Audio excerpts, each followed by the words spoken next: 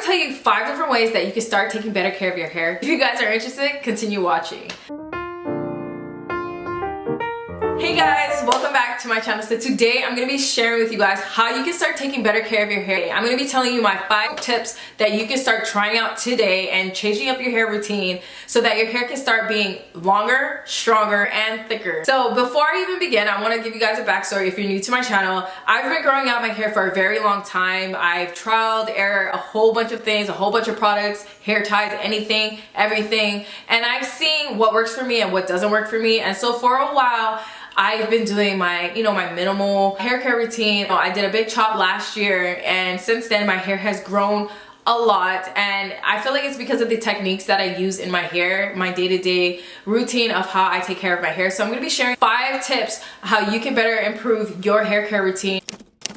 My first tip is hair ties. You want to make sure that you're using the right hair ties. What do you mean, Sam, the right hair ties? There's a whole bunch of different hair ties in the market right now, but you want to make sure that you're finding the right hair ties, head wraps, and all those good things. It all starts with how you're putting your hair in a ponytail, what kind of hair tie you're using. Now, the hair ties that I don't recommend are the ones with the metal. You don't want to use like those rubber band hair ties. You do not want to use a rubber band. I literally saw my daughter using a rubber band to tie her curls, and I was like, never ever use a regular rubber band to tie your hair. But there are better hair ties now in the market that you could be using for your curls or all hair types. You don't want to be pulling, snagging, or even like just the overall having your hair in a really bad hair tie throughout the day is not going to be benefiting you. These are the hair ties that I recommend.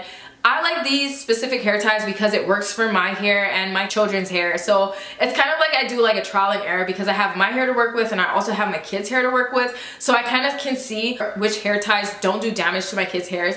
Another thing is you want to make sure that you're being careful with those little hair ties that you use for your kids' hair and your hair. For example, the hair ties that I have right now on my braids here, these are elastics. You don't want to use like the rubber band types. If you do have the rubber band types, you want to make sure you're not pulling the hair tie. You want to use like a hair oil, or you want to like just cut the hair tie off.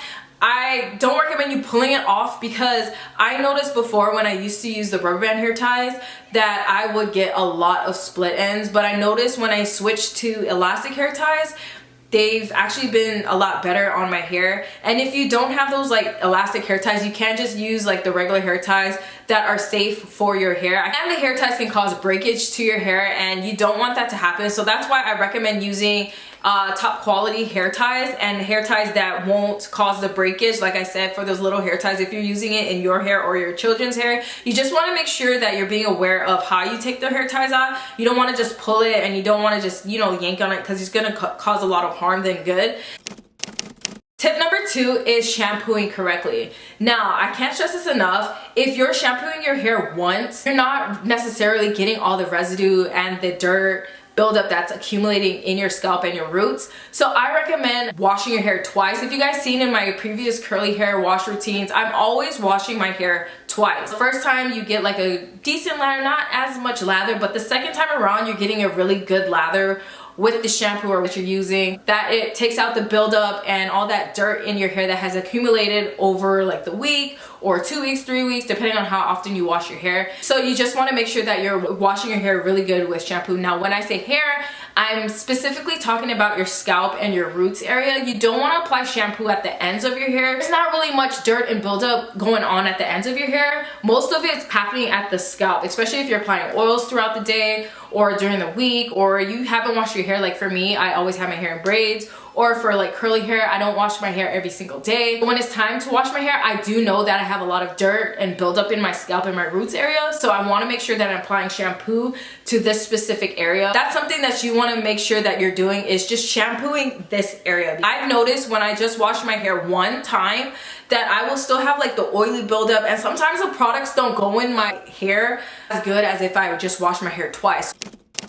Tip number 3 is you want to make sure that you're using less products. Now, I've talked about this before. For me, I am very minimal. I use very minimal products when it comes to my hair. And the reason why is because I know that less is more. When I don't put a lot of products in my hair, I've seen a big difference. From back when I was in college, I used to always use a whole bunch of products.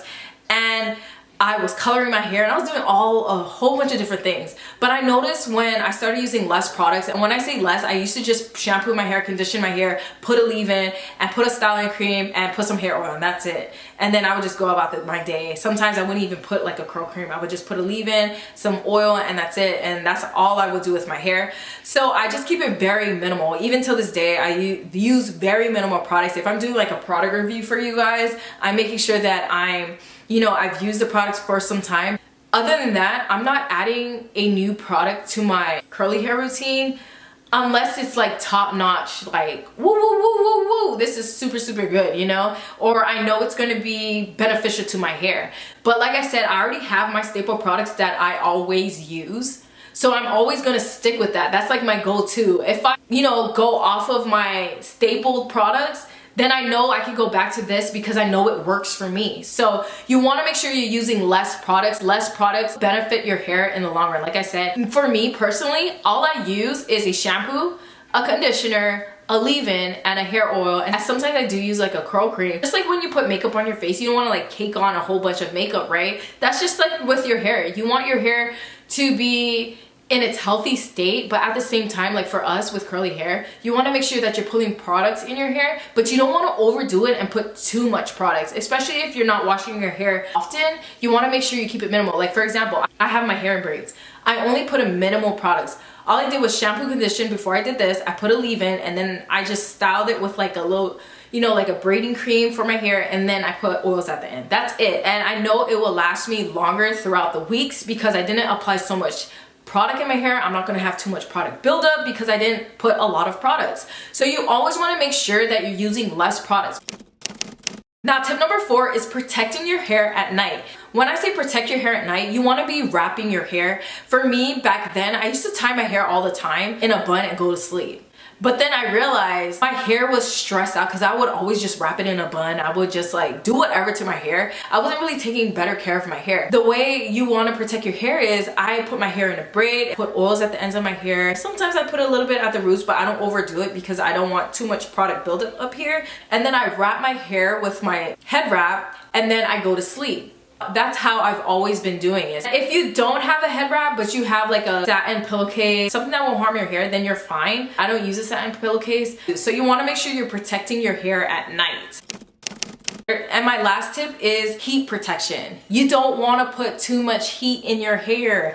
I know for us curly girls, we like to use a diffuser, but if you're using the diffuser, are you using a heat protectant? Because if not, you should be. I know sometimes you're like rushing out the door and you need to diffuse your hair, or you gotta go to school, or you gotta go to work and you need to diffuse your hair really quick. But you want to make sure you're taking that extra step to grab the heat protectant in your hair, whether it's a spray, serum, some type of oil. You want to make sure you're protecting your hair so you don't have breakage, you don't have split ends, and you don't damage the cuticles in your hair. I do not use a diffuser. If I do use a diffuser, it's like once in a blue moon, and of course I'm using a heat protectant. You just want to make sure you're using a heat protectant if you're using a blow dryer, if you have straight hair and you're blow drying your hair. I know my mom, she uses a blow dryer all the time, and I always have to tell her like, hey mom, you got to make sure you're using heat protectant spray or something to protect your hair, because you don't want your hair to like break off and dry up and all those negative things that can happen to your hair.